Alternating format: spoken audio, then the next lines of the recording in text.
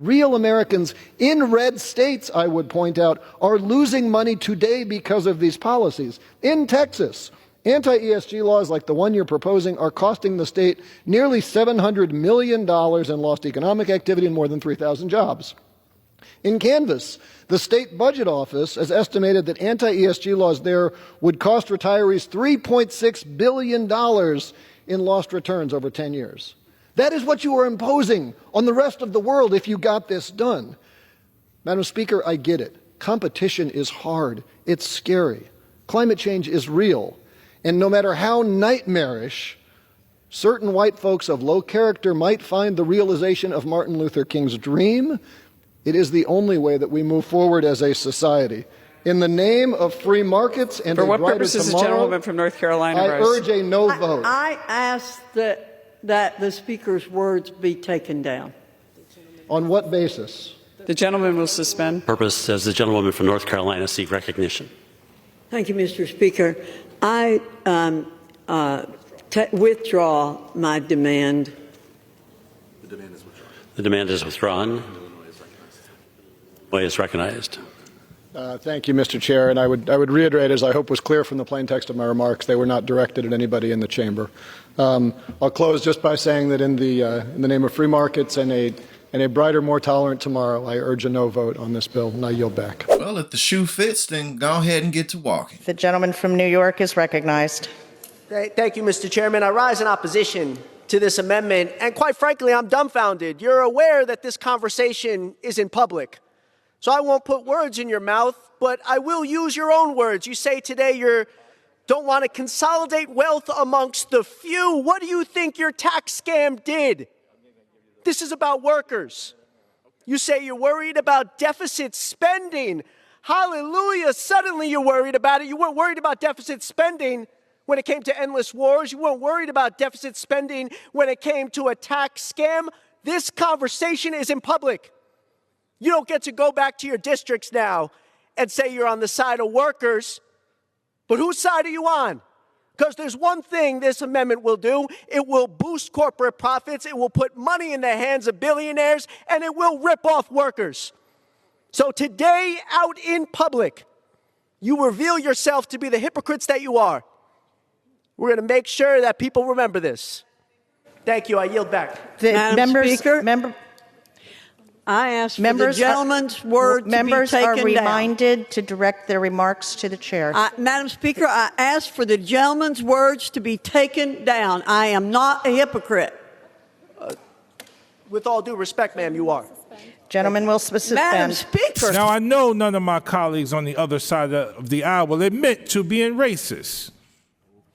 And I don't think they are. But when you look at the rhetoric and you hear the talking points and look at the legislation that's put forward, what are we to say? The gentleman will suspend community child care facilities. There might be information on food pantries, for example, if a student needed that kind of help. There might be information on pediatricians who are in the area. Let me follow up on the food. Anybody can think if you have a baby, what kind of resources do you need? Sure. Well, so with respect to the food pantry, it's a good example. I went online. The American Pregnancy Association has a list of financial resources that are available to pregnant mothers to better inform them about the resources that might be available. The first item on their list is WIC, Women, Infants, and Children Supplemental Fund Program, right? You're familiar with WIC? Yes. Of course. Right, the Special Supplemental Nutrition Program for Women, Infants, and Children. It's the #1 resource on this website that I went on. And my understanding is that House Republicans, 190 of them in this Congress, voted to rescind $500 million in WIC funding. You recall that vote back in September? Not in particular the numbers or anything about the vote. Well, I can represent to you that in September of last year, 190 House Republicans voted to rescind $500 million in WIC funding, and that included you as well. That's the radical side. We're not the radical people. We know we have a culture of life. We have had a culture of life in this country.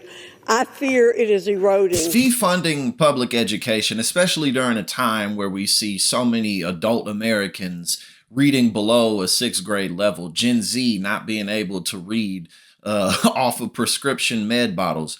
When we're dealing with stuff like that and we have a workforce that's not really prepared to go into the future, cutting funds for public education really isn't what we need to do. But of course, this is the Republican agenda. Last go round when Trump was in office, we had Betsy DeVos. And this go round, we have Linda McMahon, a WWE executive who, of course, bought her position for $20 million. That's how much she gave to Trump's campaign. And that is why she is in the position that she's in. So really, across the board, this is what Republicans want to do.